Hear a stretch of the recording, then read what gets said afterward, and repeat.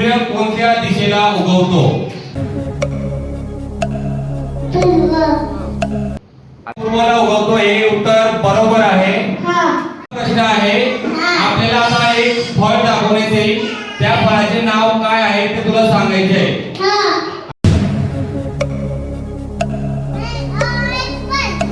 जगातील सर्वात उंच प्राणी कोणता?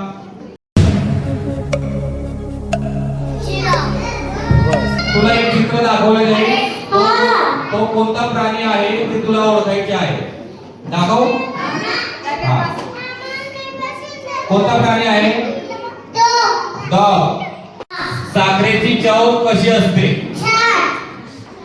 साखर कशी लागते? गोड लागते ना. प्रणित दीपक गोसावी हा 3 वर्षाचा विद्यार्थी आजच्या 6व्या फेरीच्या यशस्वी विजेता ठरला आहे.